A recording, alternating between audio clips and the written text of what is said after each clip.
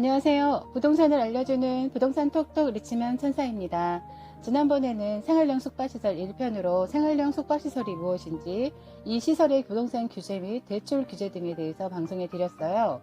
예고해 드린 바와 같이 오늘은 생활형 숙박시설 2편에서는 생활형 숙박시설의 장단점과 투자시 주의사항, 운영과 운영시 내야 할 세금에 대해서 알려드리도록 하겠습니다. 1편에서 생활형 숙박시설에 대해서 설명을 드렸잖아요. 그 안에 장점과 단점이 들어 있습니다. 그럼 장단점을 정리를 해 보도록 하겠습니다. 청약통장 필요 없다, 분양권 전매 제한이 없다, 주택수 포함되지 않는다, 종합부동산세, 양도소득세 중과 없다, 숙박업 가능하고 위탁관리 받을 수 있다, 전입신고 가능하다. 장점 다 맞습니다. 그렇다면 이 내용을 하나씩 풀어보도록 하겠습니다. 청약통장 필요 없다, 정확하게 맞습니다. 분양권 전매 제한이 없다. 주택이 아니니까 분양권 사고 팔고 할 수 있습니다. 주택이 되면 안 되겠죠. 주택수 포함 안 된다. 숙박업으로 하면 주택수에 포함이 안 되지만 장기 숙박하는 세입자가 전입신고를 하면 주택으로 인정이 되어서 주택 관련한 세금과 환급받았던 부가가치세까지 다시 토해내야 합니다. 종합부동산세, 양도소득세 중과 없다.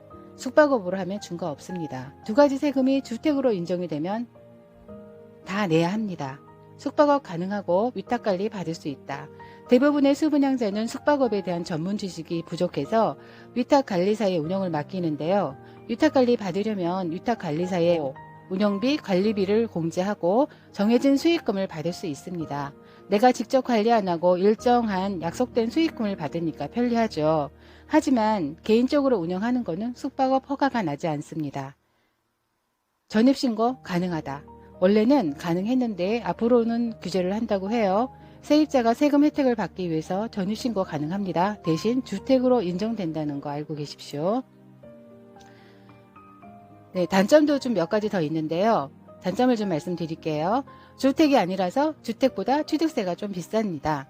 주택은 과세표준요율에 따라서 다른데요. 1.0%에서 3.0% 적용을 받습니다. 생활형 숙박시설과 오피스텔은 4.6%의 적용을 받습니다.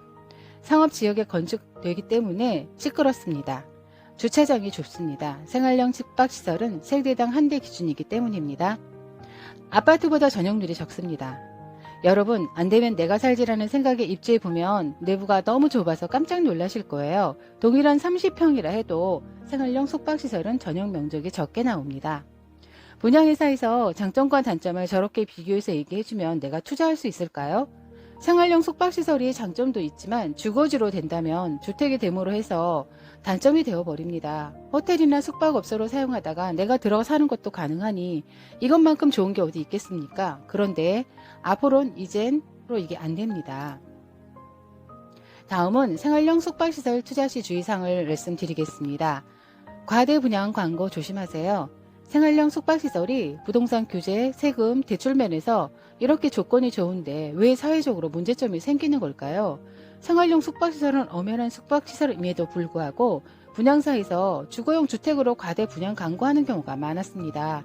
예를 들어서 내 집을 마련할 수 있는 저류의 기회, 광고 내용으로 분양받는 사람은 주택으로 착각을 하기도 하죠. 사실 생활형 숙박시설은 정확하게 알고 사는 건 문제가 되지 않습니다. 문제는 분양하는 사람들이 팔려고 좋은 점만 부풀려서 설명을 하는 게 문제인 거죠.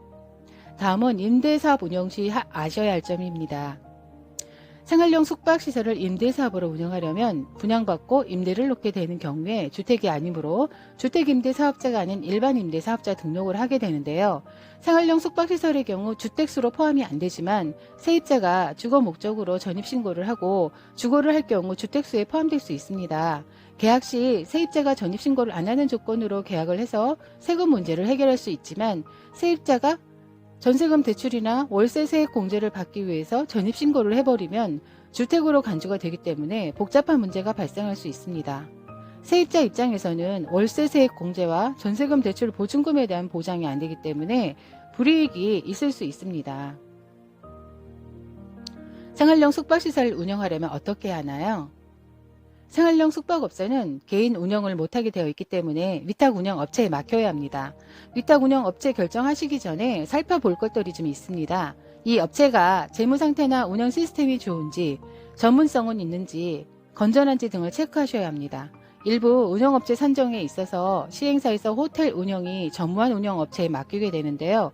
전문성이 없다 보니까 운영도 제대로 안 되고 운영사 관리비 빼고 나면 수분양자한테 돌아갈 수익금이 부족하다 보니 약속한 수익률을 지급하지 못하는 문제가 발생하는 경우도 있습니다.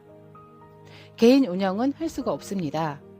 꼭 해야 된다면 30개 이상 되어야 숙박업 허가가 나오는데요. 개인끼리 모여서 30개가 되면 숙박업 허가를 신청할 수 있습니다. 그런데 여러 사람이 모이다 보니 생각도 의견도 달라서 사실 운영하기는 쉽지 않습니다. 다음은 오피스텔과 생활용 숙박시설의 차이를 비교해 보겠습니다.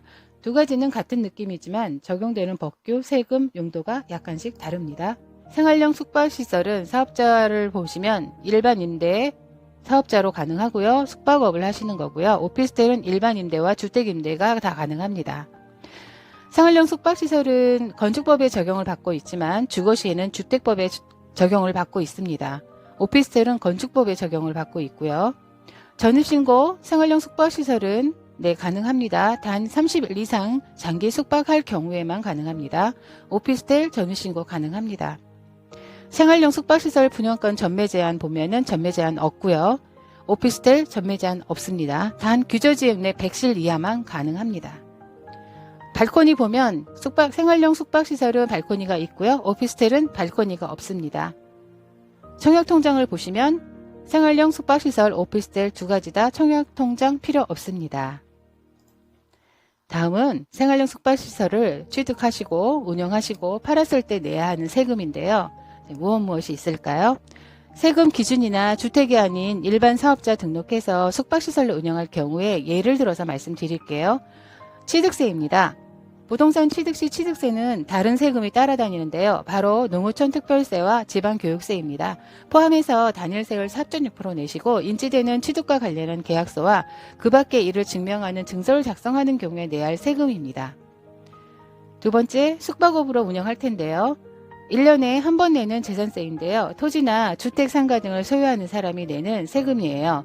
매년 6월 1일 기준으로 사실상 소유하고 있는 자가 내는 세금입니다. 다음은 부가가치세인데요. 부가가치세는 사업자의 소득에 대해서 내는 세금이 아니라 세금을 소비자에게 10% 부담시키고 소비자가 부담한 세금을 사업자가 받아서 납부하는 세금입니다.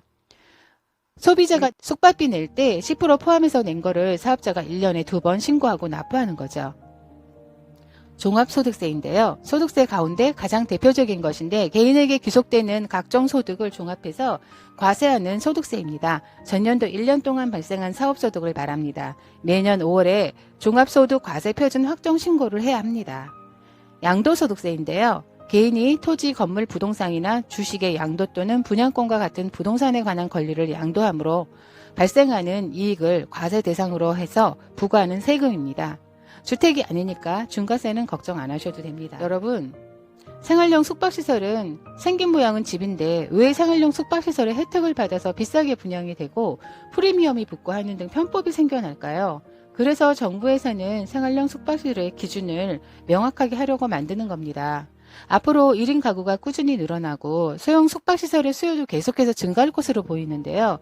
100% 숙박업으로 운영을 맡겨서 일정한 수익을 원하는 분들은 묻지마식 투자보다는 해당 지역의 객실 가동률이나 수익률을 확인해 보시고 투자하신다면 임대수익 투자용으로는 좋다고 봅니다. 이상으로 생활용 숙박시설 1, 2편으로 나누어 정리해 보았습니다. 여러분, 아는 만큼 보이고 들립니다. 부동산 톡톡 리치맘 천사였습니다. 구독은 저에게 희망입니다. 구독, 좋아요 감사합니다.